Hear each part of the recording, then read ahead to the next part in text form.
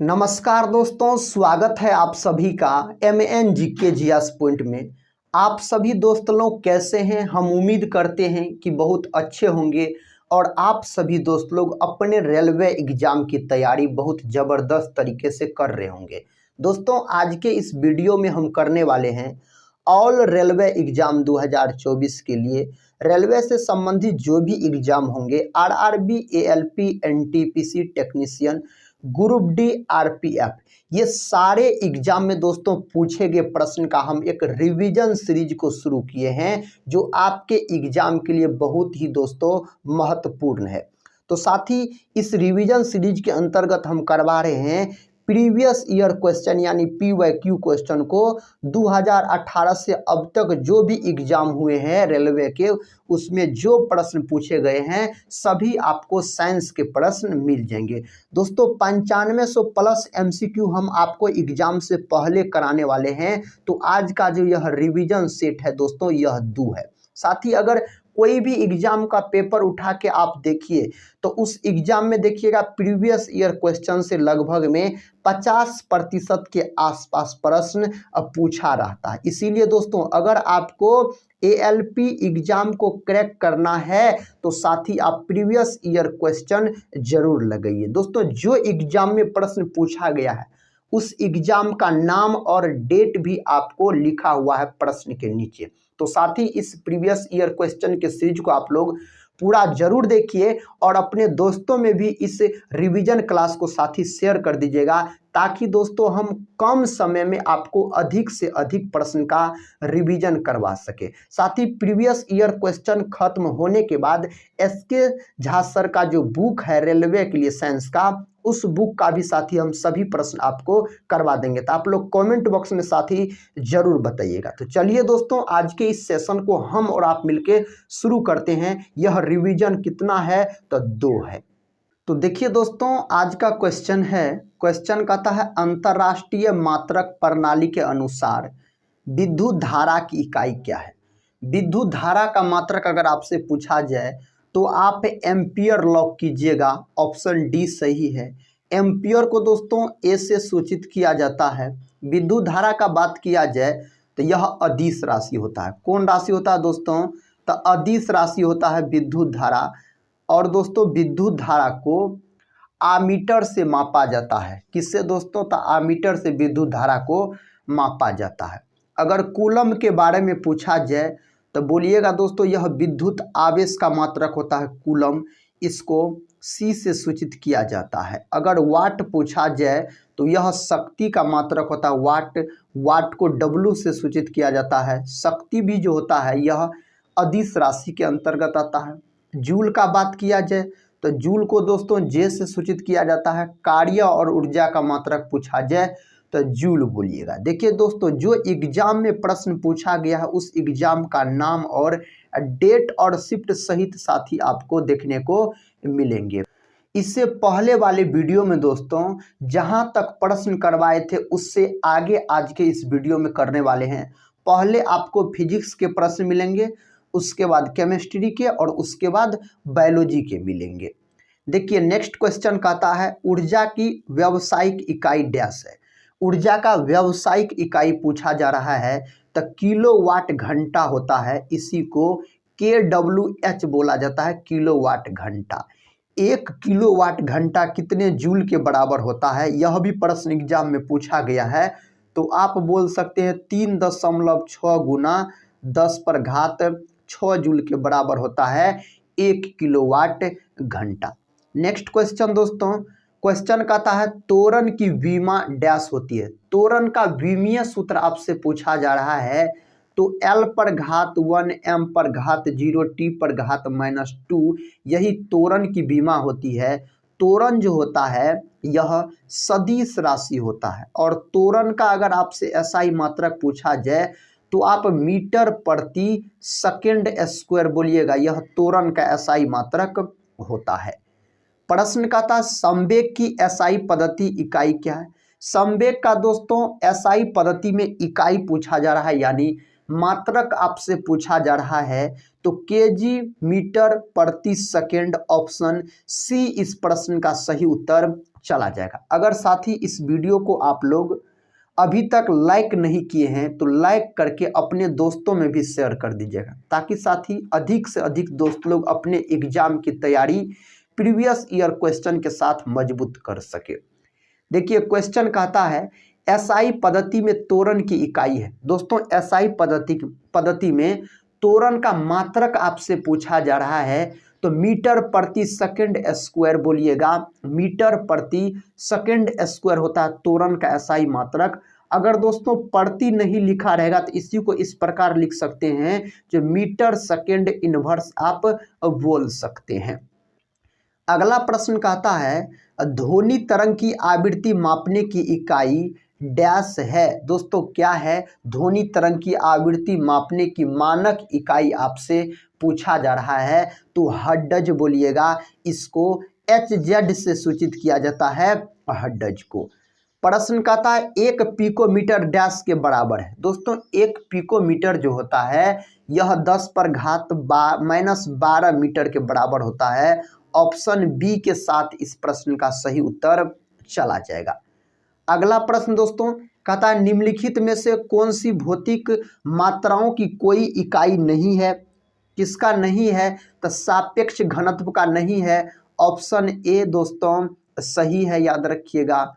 देखिए कहता है निम्नलिखित में से बल की इकाई क्या है? दोस्तों इस 4 ऑप्शन में से बल का मात्रक आपसे पूछा जा रहा है, तो आप न्यूटन बोलिएगा। बल का सीजीएस मात्रक पूछ लिया जाए तो डाइन बोलिएगा। पास्कल जो होता है यह दाब का मात्रक होता है। जूल दोस्तों कार्य और ऊर्जा का। वाट दोस्तों शक्ति का। देखिए नेक्स्ट क्वेश्चन का था दोस्तों दाब की एसआई इकाई क्या है? दोस्तों दाब का एसआई मात्रक आपसे पूछा जा रहा है, जो क्या है? तो पास्कल बोलिएगा। क्या है? पास्कल है दोस्तों दाब की एसआई इकाई अगर पूछा जाए तो। दोस्तों दाब होता है अदिश राशि। दाब बराबर सूत्र क्या होता है? तो दाब बराबर सूत्र होता है बल बटा क्षेत्रफल। क्या होता है दोस्तों? तो बल बटा क्षेत्रफल होता है सूत्र। दाब बराबर बल का मात्रक क्या होता है? न्यूटन होता है। दोस्तों क्षेत्रफल का मात्रक क्या होता है? मीटर स्क्वायर होता है। तो आप दाब का मात्रक न्यूटन प्रति मीटर स्क्वायर भी बोल सकते हैं, इसी को पास्कल कहा जाता है। कहता है निम्नलिखित में से कौन से युग्म की इकाइयां समान है? तो आप बोल सकते हैं कार्य और ऊर्जा का मात्रक इनमें से समान है। कार्य का भी मात्रक होता है जूल और ऊर्जा का भी मात्रक होता है जूल। नेक्स्ट क्वेश्चन देखिए, क्वेश्चन कहता है द्रव्यमान गुना त्वरण बराबर वाट। दोस्तों द्रव्यमान गुना त्वरण बल को बोला जाता है। बल बराबर सूत्र होता है द्रव्यमान गुना त्वरण, यानी F बराबर बोल सकते हैं ma बोल सकते हैं। इस बात को आप याद रखिएगा।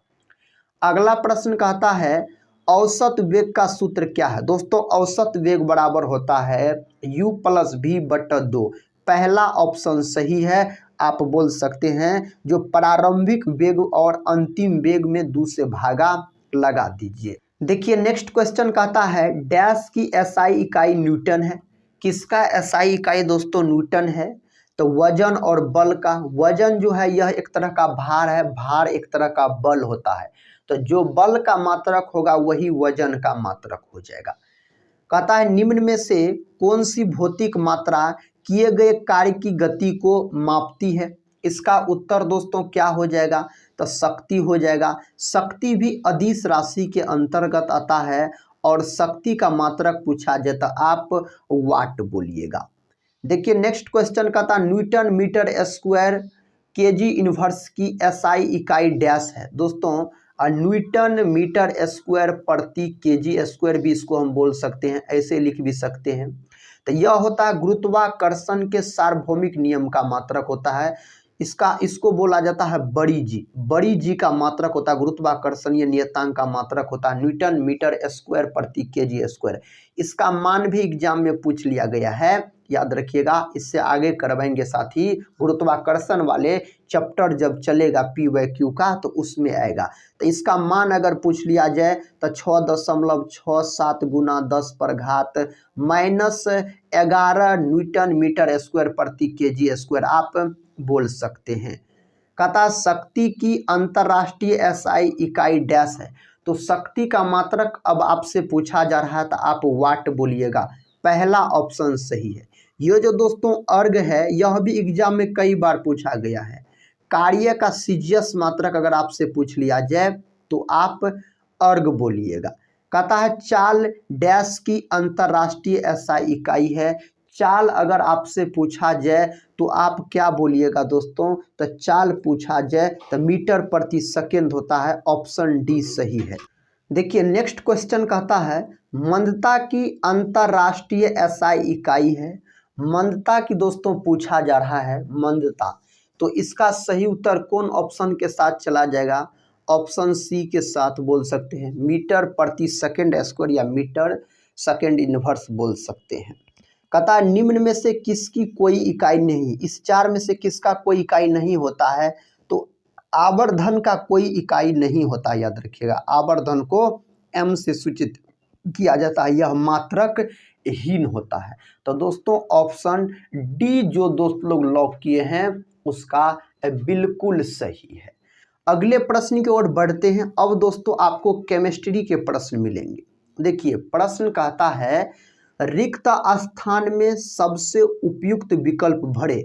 प्रश्न कहा जाता है कली चूना डैश बनाने के लिए पानी के साथ प्रतिक्रिया करता है, तो कौन चीज बनाने के लिए, तो सलेख चूना बनाने के लिए, ऑप्शन बी इसका सही उत्तर हो जाएगा।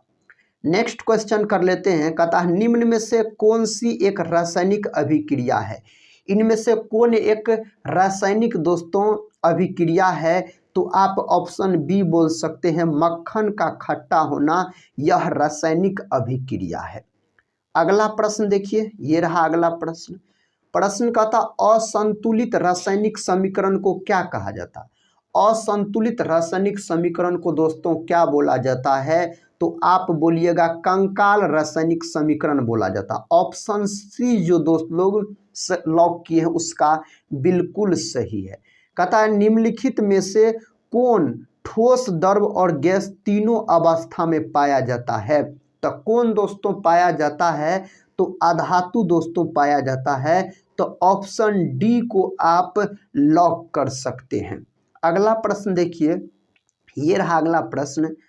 कहता है रासायनिक अभिक्रिया जिसमें गर्मी उत्पन्न होती है उसे एक डैश कहा जाता है, उसको क्या बोला जाता है, तो आप बोलिएगा उष्माक्षेपी अभिक्रिया बोला जाता, विकल्प सी सही है। नेक्स्ट क्वेश्चन देखिए, कहता है विसरण के बारे में निम्नलिखित में से क्या सही नहीं है, कौन दोस्तों इस चार ऑप्शन में से विसरण के बारे में सही नहीं है। देखिए पहला ऑप्शन कहता है विसरण केवल तभी संभव है जब पदार्थ के कण लगातार गतिमान अवस्था में हो। ऑप्शन बी कहता है जो गैसों के विसरण की दर ठोस और द्रव की तुलना में अधिक होती है। सी कहता है गैसों के विसरण की दर उनके आयतन पर निर्भर करती है। डी कहता विसरण में कण उच्च सांद्रता से निम्न सांद्रता की ओर गति करते हैं। तो इसका सही उत्तर आपको ऑप्शन सी के साथ चला जाएगा, गैसों के विसरण की दर उनके आयतन पर निर्भर करती है। जो दोस्त लोग ऑप्शन सी बता रहे हैं उसका सही है, विसरण के बारे में यह कथन सही नहीं है। देखिए अगला प्रश्न, कहता अणु शब्द किसने प्रतिपादित किया था, अणु शब्द दोस्तों दिया गया डेमोक्रिटस के द्वारा, ऑप्शन बी सही है। देखिए अगला प्रश्न कहता है जब तत्वों को परमाणु भारों के बढ़ते क्रम में व्यवस्थित किया जाता है तो पहले तत्व के गुणधर्म आठवें तत्व के गुणधर्मों के समान होते हैं। संगीत के नोट्स की तरह इस नियम को माना जाता है। दोस्तों यह प्रश्न बहुत ही महत्वपूर्ण है, कई बार ALP technician group D RPF exam में पूछे गए प्रश्न है। इसका सही उत्तर ऑप्शन डी हो जाएगा, न्यूलैंड के अष्टक नियम के रूप में दोस्तों ऑप्शन डी सही है। देखिए अगला प्रश्न, कहता समीकरण Cu+O2 यह बनाता COO, तो संतुलित करने के लिए 2 दोस्तों लगाया गया है। कहता डैश का एक उदाहरण है, यह किसका उदाहरण है, तो यह है आपको संयोजन अभिक्रिया का उदाहरण। संयोजन अभिक्रिया में क्या होता है दोस्तों, 2 पदार्थ मिलकर, याद रखिएगा 2 पदार्थ मिलकर एगो पदार्थ का निर्माण करता है, तो इसको बोला जाता है संयोजन अभिक्रिया। कहता है निम्नलिखित में से कौन सा एक ऊर्ध्वपातक पदार्थ नहीं है, इनमें से कौन सा नहीं है, तो सोडियम सल्फेट नहीं है, कपूर है दोस्तों, अमोनियम क्लोराइड है, नेफ्थलीन है, ये सब दोस्तों ऊर्ध्वपातक पदार्थ है, लेकिन सोडियम सल्फेट नहीं है। कहता है एवोगैड्रो संख्या डैश द्वारा निरूपित किया जाता है, तो यह एन नॉट द्वारा निरूपित किया जाता है, इस चिन्ह से इसको निरूपित किया जाता है, या बोल सकते हैं इसी को दोस्तों इस चिन्ह से भी निरूपित किया जाता है। कहता ऊर्ध्वपातन क्या है दोस्तों, ऊर्ध्वपातन क्या होता है, तो यह होता है आपको यह किसी ठोस के वाष्प में रूपांतरित होने की प्रक्रिया है। ऑप्शन सी जो दोस्त लोग सही किए उसका सही है। अगला प्रश्न कहता है सिल्वर क्लोराइड एक डार्क बोतल में संग्रहित किया जाता है हवा के संपर्क से बचाने के लिए, ऑक्सीजन के साथ प्रतिक्रिया करने के लिए, सूरज की रोशनी का रंग जोड़ने के लिए, सूरज की रोशनी की प्रतिक्रिया से बचने के लिए। इसका सही उत्तर तो साथी ऑप्शन डी में दिया गया है, सूरज की रोशनी की प्रतिक्रिया से बचने के लिए। ऑप्शन डी दोस्तों सही है। नेक्स्ट क्वेश्चन कर लेते हैं। कहता कैल्शियम सल्फेट हेमीहाइड्रेट को क्या कहा जाता है, इसको दोस्तों क्या बोला जाता है, तो plaster of Paris. Plaster of Paris का प्रचलित नाम पूछा जाए तो POP बोलिएगा। इसका अनुसूत्र पूछा जाए तो CaSO4 इंटू हाफ H2O बोल सकते हैं, यह प्लास्टर ऑफ पेरिस का सूत्र है। कहता किसी वस्तु की अवस्था द्रव अवस्था से गैस अवस्था में बदलने को कहते हैं, इसको दोस्तों क्या बोला जाता है, वाष्पीकरण बोला जाता है। चलिए नेक्स्ट क्वेश्चन की ओर बढ़ते हैं। क्वेश्चन कहता है डैश द्वारा निश्चित अनुपात का नियम उद्धृत किया गया है, किसके द्वारा दोस्तों किया गया है, तो प्राउस्ट के द्वारा। ऑप्शन सी जो दोस्त लोग बता रहे हैं उसका बिल्कुल सही है। कहता सजीव जीवों के वर्गीकरण की मूल इकाई डैश है, दोस्तों क्या होता है, इसका उत्तर साथी कौन ऑप्शन के साथ चला जाएगा। अब दोस्तों आपको बायोलॉजी वाला प्रश्न मिलेंगे तो इसका सही उत्तर आपको ऑप्शन ए के साथ चला जाएगा, जाति हो जाएगा। क्या हो जाएगा, जाति हो जाएगा। देखिए अगला प्रश्न कहता है डैश हमारे शरीर की कोशिकाओं में उपस्थित O2 के साथ संयोजित होकर ऊर्जा प्रदान करता है, कौन दोस्तों करता है, तो शर्करा करता है। पहला ऑप्शन साथी सही है। अगर दोस्तों हम अमीनो अम्ल का बात करते हैं तो प्रोटीन किसका बना होता है, प्रोटीन बना होता है अमीनो अम्ल से। नेक्स्ट क्वेश्चन कहता है 19वीं शताब्दी में डैश ने प्राकृतिक चयन द्वारा प्रजातियों के विकास का सिद्धांत प्रस्तुत किया था, कौन दोस्तों किया था, तो आप बोलिएगा चार्ल्स डार्विन। चार्ल्स डार्विन इसका सही उत्तर है। मनुष्य के शरीर में उपस्थित निम्न में से किस कोशिका में केंद्रक नहीं होता है, कौन कोशिका में केंद्रक नहीं होता, इरिथ्रोसाइट्स में नहीं होता है। RBC का अन्य नाम है, याद रखिएगा RBC में केंद्रक नहीं पाया जाता है और इसका जीवन काल 120 दिन का होता है। नेक्स्ट क्वेश्चन कर लेते हैं, ये रहा नेक्स्ट क्वेश्चन। क्वेश्चन कहता है निम्नलिखित में से कौन सा शरीर कोशिकाओं की 2 परतों से बना है, कौन दोस्तों बना है, तो आप हाइड्रा बोलिएगा। ऑप्शन सी सही है, हाइड्रा जो दोस्त लोग लॉक किए हैं उसका बिल्कुल सही उत्तर है। कहता है जीन उत्परिवर्तन निम्न में से किसके कारण होता है, साथ ही यह किसके कारण होता है, तो आप बोलिएगा नाइट्रोजनी क्षारों के अनुक्रम में परिवर्तन के कारण होता है। अगला प्रश्न देखिए, ये रहा अगला प्रश्न। कहता है वैज्ञानिक जीजे मेंडल का निधन कब हुआ। दोस्तों मेंडल साहब को अनुवांशिकता का जनक बोला जाता, अनुवांशिकी विज्ञान का। यह वैज्ञानिक ने अपना प्रयोग मटर के पौधा पर किया था। तो 1884 बोलिएगा मेंडल साहब का जो जन्म हुआ था ऑस्ट्रिया में हुआ था। ऑस्ट्रिया की राजधानी अगर पूछा जाए तो वियना बोलिएगा। देखिए नेक्स्ट क्वेश्चन कहता है किसी कोशिका में मौजूद सबसे बड़ा कोशिकांग कौन सा है, इनमें से कौन सा है। देखिए ऑप्शन दिया गया अंतःपरद्रवी जालिका, नाभिक, गोल्जी कय, माइटोकॉन्ड्रिया भी दिया गया है। तो इसका उत्तर दोस्तों नाभिक हो जाएगा, ऑप्शन बी हो जाएगा। दोस्तों गोल्जी कै का खोज कैमिनो गोल्जी के द्वारा किया गया, कैमिलो गोल्जी के द्वारा। माइटोकॉन्ड्रिया का खोज अल्टमैन नामक वैज्ञानिक ने किया था 1857 में। माइटोकॉन्ड्रिया का हिंदी नाम पूछा जाए तो सूत्रकनिका बोलिएगा। माइटोकॉन्ड्रिया को कोशिका का पावर हाउस भी कहा जाता है। कहता है कॉक्सी बैक्टीरिया की आकृति कैसी होती है? इसकी आकृति आपसे पूछा जा रहा है, गोलाकार बोलिएगा। ऑप्शन बी सही है, गोलाकार हो जाएगा साथी इसका सही जवाब। कहता आधुनिक जीवाणु विज्ञान के जनक है। दोस्तों आधुनिक जीवाणु विज्ञान के जनक अगर आपसे पूछ लिया जाए तो आप रॉबर्ट कोच बोलिएगा। ऑप्शन डी साथी सही है। और एडवर्ड जेनर का बात किया जाए तो चेचक के टीके का खोज इन्हीं के द्वारा किया गया था। कहता संक्रमित कोशिकाओं से अन्य गैर संक्रमित कोशिकाओं की रक्षा के लिए संक्रमित कोशिकाएं कौन सा प्रोटीन स्रावित करती है? उस प्रोटीन का नाम आपसे पूछा जा रहा है, इंटरफेरॉन बोलिएगा। ऑप्शन सी साथी इसका सही उत्तर चला जाएगा। अगला प्रश्न देखिए, कहता कोशिका के सूत्री विभाजन के पश्चात जनक कोशिका की तुलना में संतति कोशिका में डैश बचते हैं। दोस्तों क्या बचता है इसमें? तो बराबर आप बोल सकते हैं। निम्नलिखित में से कौन सा कोशिकांग केवल पादप कोशिकाओं में मौजूद है? कौन दोस्तों मौजूद है? तो आप बोलिएगा लवक यानी प्लास्टिड जिसको बोला जाता है। ऑप्शन बी साथी सही उत्तर चला जाएगा। नेक्स्ट क्वेश्चन कर लेते हैं। क्वेश्चन का था रॉबर्ट हुक ने डैश की खोज की। दोस्तों रॉबर्ट हुक ने किसका खोज किया? तो रॉबर्ट हुक ने कोशिका का खोज किया। कब किया? तो 1665 ईस्वी में किया था। रॉबर्ट हुक ने जिस कोशिका का खोज किया था वह मृत कोशिका थी। वह दोस्तों किस प्रकार की कोशिका थी? मृत कोशिका।